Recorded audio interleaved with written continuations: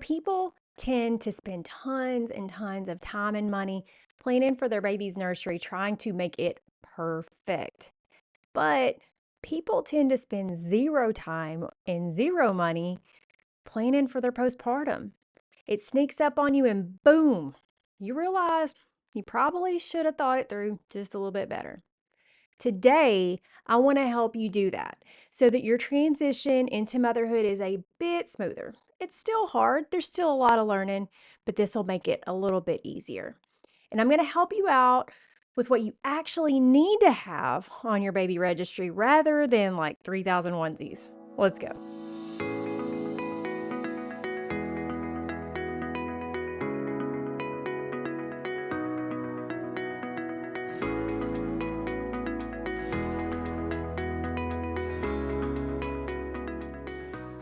It is review time. This week's review comes from Kristen. She left it back in December. It says, so much wisdom.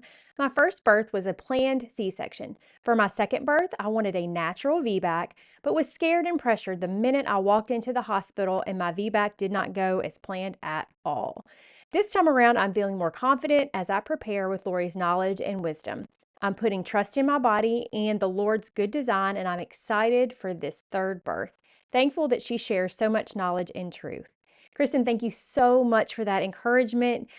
Last week we talked about fear mongering and whether I'm a fear monger, but I believe that you are telling us right there that, you walk into a hospital, you got your plan, there's a good chance that they're going to derail it, whether they mean to or not. They do what they think is best. It's just that what they think is best isn't always best. And so I'm really hoping that this birth goes like you want it to. For those of you who have not left me a review yet, if you could take just 30 seconds to head over to Apple Podcasts, leave me a quick 5-star written review, I sure would appreciate it. It helps me find other mamas just like you who need the information that I share here so that they can make good, informed, empowered decisions. Now, a quick little side note, you might notice I got different background. That's not a background picture, that's real. I have moved into my new office this week, so I am in a new recording location. Unfortunately, we'll see how it goes because there's a whole lot of road noise, but I believe that my microphone's doing a pretty good job of blocking it out. So let me know if you hear it and it's driving you nuts. I don't think you will, though. I'll try to make sure it's not there before I post it. Okay, with that being said, let's get into our topic today. See, our culture, it gets us all excited about baby registries, right? It's like the first thing everybody asks for. And why is that, by the way? Why is it that all these companies get us so excited about baby registries? Well, you probably know it's money. That's why. See, companies make a ton of money selling you stuff that you really don't need. They have huge marketing budgets that convince you that their thing is going to make motherhood so, so easy. And yeah, some of the things do. But today, I want to talk to you about something else that will actually make your motherhood easier as you transition into being a mother. And that's actually taking some time to plan your postpartum period the same way that you plan your labor and birth. Now, with that being said, people are still going to want to know about your baby registry. They're going to want to bless you and buy you things to help you along the way. And that's great. And for that, I am going to be putting together a blog that will link to some of these items that I think that will actually help you during postpartum. Some of them are baby items, but most of them are mama items. The blog may not be done though the day that I post this. So if you go to it and it's not there yet, just make yourself a reminder to go back. This week, like I said, I've moved into my office. It's been a very busy week. I've had a long to-do list. And so it's possible that I won't get it completely done by the time I post the new podcast. But go ahead and write down the link. It's go.yourbirthgodsway.com/blog/postpartum registry, all one word, no spaces or anything like that. Mark that and go back to it. If it's not there, when you listen to this podcast, if it's not there yet, it will be soon. So just keep checking back, okay? Now, let's get into the things that you need to think about and the things that you need to plan when you are thinking about what you're going to do postpartum and how you're going to make that time as easy as possible. The first thing is meals. Most families, let's just be real, the division of labor, the way that we decide we're going to do things is that mamas are the ones who make the meals, right? Well, mamas are also the ones having the babies. And so meals after giving birth tend to kind of just get thrown around, forgotten about, just whatever we can come up with. Sorry if that rattled. I bounced something. So, I want to talk to you about a service that I recently found out about that I think is amazing. I haven't personally used it because I didn't find out about it till recently and I haven't had a need for it. But I've heard from many people who have, and I think you're going to love it. This service sends organic, yes, actually organic, frozen meals nationwide in the US. If you're listening in other countries, I don't think that they serve there, but if you're listening in the US, this service is so cool. There is going to be a link in the blog post, but I'll give you the link again here in a second. The owners are Holly and Eric Stein, and they were sick all the time as kids. They found that doctor's visits were the norm, and they always seemed to just have to take another pill because they were always had, ear infections or whatever other sickness that was the sickness of the week. They started dating, they found each other and started dating in their mid-20s, and they fell in love, listen to this, watching food documentaries and studying nutrition. And eventually, they found that they were healing their chronic condition just by cleaning up their diet. They eventually became food activists, and they decided to put this all into a business to serve moms, and they started a business called Mama Meals. It's a nationwide postpartum meal delivery service. It is rooted in principles from traditional Chinese medicine, Ayurveda, and Weston A. Price, which I know many of you, at the very least, are familiar with Weston A. Price. They source the cleanest, most nutrient-dense ingredients that they can find, and they cook many of the meals in healing bone broth, and they deliver them straight to your door. Okay, so that's the cool part, is you don't have to do the cooking. It just shows up. You can skip doing all the shopping and the cooking and the cleaning, and you just get to heat and serve what you want after the baby comes. Now, some people will say that this is pricey, and that may be true, but I will say that you get what you pay for, and these folks are giving you a service that you really can't find anywhere else, because it's just about impossible to find prepared meals that are truly organic. So maybe ask your church group if they're wanting to do a baby shower for you, or if a work group or wherever else, your girlfriends, ask them to pool their money together and to use that money to order a few of these kits and have them sent to you, so you'll have them in your freezer when the baby comes. They could do like a money tree for your baby shower and then take all that money and pool it together. Or maybe they do a money tree for you and give you the money and you buy this for yourself. When you go to my link and use the code YBGW, Your Birth God's Way, YBGW, you're going to get $20 off your first order. And that link is mama-meals.com. I just think that this is such a great idea. There are so many gaps in the market out there, and people like these two are seeing those needs and they're serving them.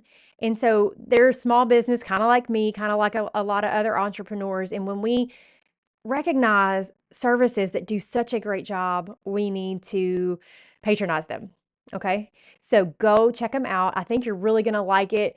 I wish there was a service like this around when I had babies, but that's okay. They saw a need and they filled it. So that's one way to get some really, really good quality food in your freezer to nourish you, to nourish your body and the healing that you need to do after you give birth, and to help your body be able to make the milk that it needs to make for your body when you're postpartum. All right. Another thing that you can do if you're not able to do the Mama Meals option, there are several different websites, two I'm listing here, for meal train services. And again, if you have a church group or girlfriends or whatever who want to bless you and want to bring you food that they make themselves, then these are good options, because what you can do is you set up an account and you get to put in there kind of what your dietary preferences are and what days that you would like to have meals delivered, what times of day and that kind of thing. And then people who love you will go onto these websites on your account and they will sign up for different slots and will show up with food at whatever time.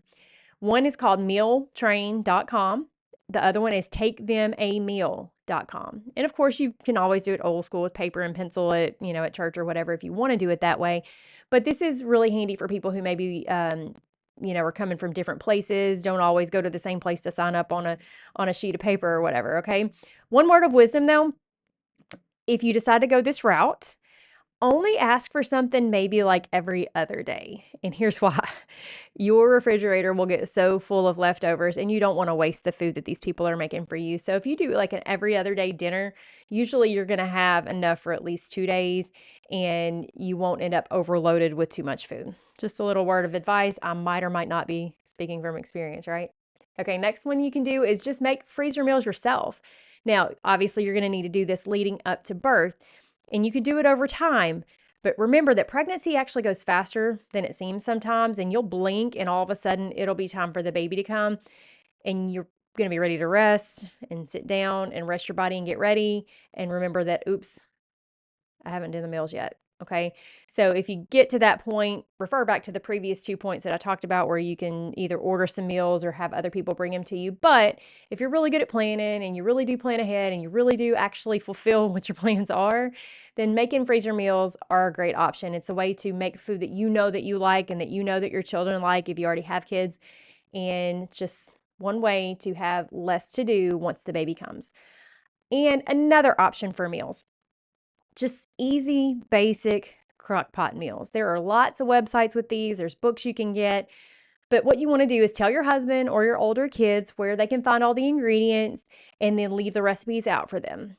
They can throw the stuff into the pot and then you'll have a hot, delicious meal at the end of the day. By the way, this is why you teach your kids how to cook young. Not too long ago, I think it might have been a year by now, maybe not quite a year, I came down with something and I was feeling pretty bad. And it was right after my husband had left for work for a few days. And so it was me and the kids. Actually, no, I think it was just me and AJ now that I think about it. But no, my story's all mixed up. This isn't when I was sick. This is when I sprained my ankle. It's all coming to me now. Forgive me. But I sprained my ankle. I did it a couple hours after my husband had left. And so here I was, unable to stand up and cook. And my son made our meals for several days. He literally kept us alive, and he's 10 years old.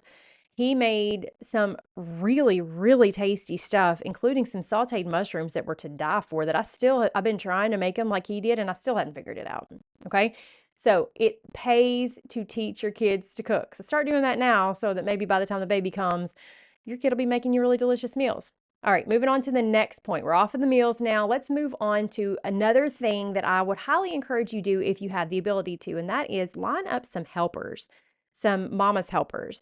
Let me tell you about my story from when I was having my third baby. Okay, so I had I had a 3-year-old and a 1.5-year-old. Yeah, that's right. And a sweet girl that I had known from some various events we go to together emailed me and said, "Hey, would you like for me to come stay with you and just kind of be a mama's helper, like make your meals and do stuff and like help you with the older two when birth happens?" And it was like I heard angels singing. I was like, yeah. Yeah, that would be awesome. Her name is Candace, and she to this day, I just bumped that thing again. She to this day is just one of my favorite people. She is a sweet, sweetheart. And there are girls like this around, believe it or not. See, Candace was homeschooled. She's in her 20s now, and she recognized the value of helping women who are having babies because she had been around her mom having babies and other people who had had babies. So think about, do you have any friends or relatives or homeschoolers who might have some kids who are maybe, mid to late teens, maybe even early 20s, some college students who might want to come get the experience of helping you and being there with you if you have the space to put them up in your house? It is such a blessing for both of you. Candace got a first-hand seat, a front row seat to what natural birth looks like. She was there when my third was born. And she has an experience now that I don't know that you can get anywhere else, especially these days when, things don't really happen the way they used to, where just, all the women came together in the family and all that when babies come. It is a beautiful thing. I value her so, so much. I sing her praises all the time to anybody who will listen when we get onto this topic. These people, if you can find a helper who could come stay with you, they can do things like cleaning, chores, cooking, whatever needs to be done around the house, and then just helping with other kids. This is especially helpful if you already have children because you get tired. With first pregnancy, by now you get tired because your body is busy making a human. But you still got these kids who don't care that you're tired and they still need stuff done. And so if you can have somebody to help you with that, it is such a blessing. Next thing I want to talk about is visitors. You're going to have people who want to come meet your baby. But here's the big thing. You get to decide when and how. They don't decide. You and your husband get together and decide how you're going to manage visitors and get on the same page about it and then stick to it. When you decide that you want them to come, maybe ask them to do something. Maybe ask them to bring something to you that you need from the store. Maybe ask them once they get there, could they hold the baby while you go take a shower? Let them be helpful. It is a blessing. And I think in our culture, sometimes we're worried about bothering people. And sometimes we don't ask for what we need. But remember that God wants us to help each other. He wants us to serve one another. And I remember a sweet lady named Carol. She had cancer and she has since passed away. And anytime someone would call her and offer to help her, she always let them, even if she didn't need it. And the reason was because she was helping them fulfill what God calls us all to do, and that is to serve one another. Okay, so keep that in mind. When someone offers to help, actually take them up on it. Oftentimes people will say, hey, let me know if you need anything. And they're not very specific, and you don't really know what to tell them. And it all just falls by the wayside, and you never actually utilize any of those helpers. Use them. Tell them something you need and ask them if they can help you. It will bless them and it will bless you. Okay. Next, have a lactation help plan. Okay. Now, if you prepare well, and I'm going to give you a book that I've told you many times about in a second, but if you prepare well, you may not need a lactation consultant, but you might. And once the trouble sets in, if it sets in, it's a little frantic. You can feel a little bit overwhelmed. And so what you need to do is have some numbers ready and maybe even touch base with some of these lactation consultants before you have your baby. That way, if you start to have any troubles, you have someone to contact. Okay. Now, before you come to that and before you have the baby, I cannot recommend the book Nursing Made Simple enough. I've recommended it several times. I recommend it in the course that I offer. And that is something that you really, really should read. Mark it up, flag different pages of things that have different tips or tricks that you want to refer back to, and then have it ready after the baby is here so that you can refer to the things that you learned. I actually read this while I was nursing AJ, which was after I had been a nurse for many years, and I was in midwifery school at the time, and yet I learned more from that book than pretty much anything else that I ever did or read or anything. So it's a very, very good book, and it is valuable. It is just priceless. And so I will link that also in the blog post. So go look for that. It's called Nursing Made Simple. All right. Next thing I want to talk about is your time. Okay. Do not make a bunch of plans for your postpartum period. Okay. Leave your schedule open. Don't say you're going to be here, you're going to be there, you're going to do this, you're going to visit this person, bring the baby to them or whatever. Okay. You need to rest. You need to enjoy your baby and enjoy your husband and know that you are going to want to remember these days. They are precious days, even though you're tired and you're worn out and you're busy, learning how to breastfeed and all these things. These days you will look back on and want to remember.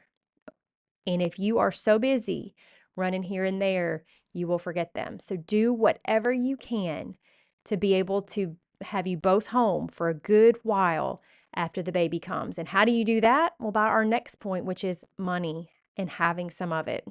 And I know that's easier said than done, but if you will save some each week so that you've got a little pile over here to deal with whatever comes up, then the pressure of having to work or your husband having to be at work isn't quite so strong, and you will have the ability to have that time set aside to where you all can spend the time together.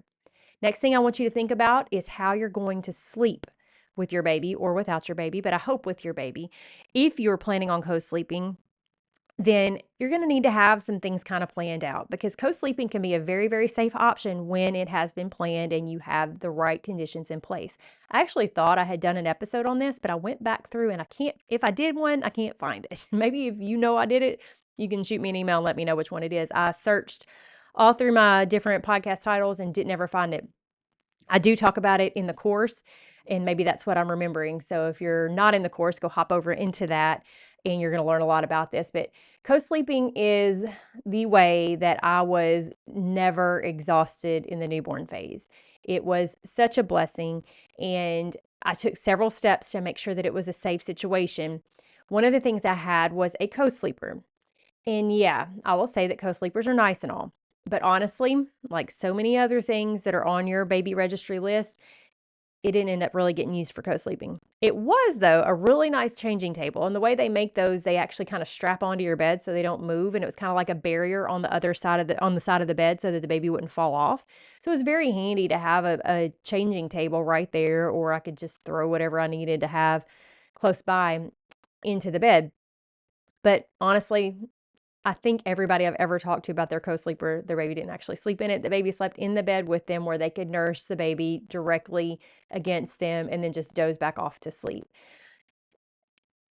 It's such a blessing to do that. And I really, really hope that you'll look into it and look into how to make it a safe option. They don't make the exact one anymore that I use, but they make one that's pretty close. So I will link that in the blog in case you want to kind of see what it is. And if I can find that picture that I use from time to time showing my co-sleeping setup with all the mess that was in my bedroom at the time, I will also put that in the blog, but I'm not 100% sure what that is. I'll try though. All right. Next thing is feeding arrangements. Now, I trust that you're going to be nursing because that truly is God's way. But what I mean here is, where do you think that you will probably be most comfortable nursing during the day? Not maybe while you're sleeping at night, but during the day. I think one of the best things you can do is to have you a nice little nursing station wherever you think that you're going to be nursing. Now, I said think, because very often where you think you're going to end up is not where you actually end up. And so this is a really good thing to, a good way for you to do this is to have one of those little rolling carts. I'll link one in the blog post, that you can move to wherever you end up nursing. And on this little cart, you're going to want to have things like your water, maybe a book like that Nursing Made Simple book, and whatever else you might need. If you're doing any pumping or using like a haka on the opposite side, if you're leaking to catch it, you want to have all that stuff on that cart. I'll link that as well. You also want to think about having pillows in that space, and ask your husband to put the pillows under your arms once you get the baby latched on and get comfortable, because if your muscles are engaged at all, you're going to end up cramping. So having the support underneath your arms is very, very important. Boppies are very, excuse me, I keep saying, boppies are very useful for this, but you don't have to have a boppy. You can use just regular pillows. The nice thing about the boppies are that they're curved and they fit right up against your body quite well. So I'll link one of those in the blog post as well. Now, the last thing I want to talk about is planning with your husband. Okay. Postpartum is a very, very tough time for marriages because there's so much adjustment, and husbands, no matter how much they love you, no matter how much they try, they don't understand all the changes because they can't, because they're men. It's not because there's something wrong with them. It's just not what God put inside of them. And so even though they might be trying to be good to you and they might be trying to help you, they don't always know how. And if you mix in things like tears and postpartum hormones and all these kind of things, they're likely to just check out. And I do not want this period of time to be a period of division in your marriage. I want it to be a period of unity. So here's some things I want you to talk about with your husband. I want you to talk about the division of labor. Who's going to do what after the baby comes? Who's going to be responsible for what, so that no one is questioning and no one has to be resenting anyone because something's not getting done. I want you to talk about postpartum hormones. Go back to episode 13. And by the way, I've noticed lately that on Apple Podcasts and some of the different podcast apps, you can't go all the way back to the older episodes. So if you can't get all the way back on those apps, Podbean is my host, and that's who I post through. In that app, you should be able to get all the way back to episode 1. So go back to episode 13. That episode talks about postpartum hormones, and that will help him a lot to just understand that there are things going on inside of you that you have no control over as your body is balancing back out into normal. Okay. And so sometimes you might be crying and you don't know why. And that's frustrating to them because they want to fix it, but they can't. If they can understand that and they can know that that's normal, they can kind of relax a little bit and not be trying to fix it. Sometimes you might be happy one minute and sad the next, and that can be normal. they need to understand that. So you guys need to talk about these things so that they're aware of it and it doesn't catch them off guard. I want you to talk about also how you're going to be going through some of these very significant changes on the inside of you, in your mind and in your body, and help him to understand that some patience and just being accommodating will go a long way. Talk about how you're going to communicate, how you're, as these changes are happening, if you're not able to fully articulate what you need, how you want him to talk to you, how you want him to act, anything you can do to help him understand a little better will be helpful. Talk about how you need him to protect you from stress and from drama. And what I mean by this is maybe visitors who don't want to honor your policy that you've come up with your husband, saying, we don't want visitors until this time, or maybe dealing with parents and grandparents who disrespect the boundaries. Anything he can do to handle for you will help you. And so help him to understand that taking care of those things for you will be a blessing and will help you to see that he is protecting you. And then also, you need to talk about the expectations for sex, because you're not going to be ready and he is almost always. Now, that's not always the case, but he's going to be ready, because it's going to be a little bit of a wait until everything's feeling back to where you think you can do it again. Okay? Help him to understand that and help him to know that you guys can have some open conversations about it, but he's going to need to be patient with you, because some things have happened down there that he can't quite perceive, and you need time and patience. The more of these things you can talk about ahead of time, the less you're going to have things to cause problems after. So what else do you recommend? Those of you who are listening who've already had kids, what do you think a mom needs to have taken care of so that she's got a nice, smooth postpartum time? I want you to comment on the YouTube video or over in our Facebook group. The link is down below in the description. And let's help all these moms who are expecting right now or will be expecting, help them to find the resources that they need to have a nice, smooth transition. This podcast had a whole lot of things in it, but it certainly didn't have everything. So what do you think was important? What helped you the most? And I want you to remember too, my course covers everything that you need to know to make good decisions about your care and your baby's care postpartum. So that also needs to be on your must-have list. That course is going to cover everything, again, that you need through pregnancy, through birth, but the postpartum parts that a lot of times get skipped over, it's all talked about as well. The breastfeeding stuff that oftentimes gets put off to the last minute, it's all in there. And so put that on your list as well. If you've got the money tree thing going on in your baby shower, like I talked about earlier, maybe pull that money as well for the course.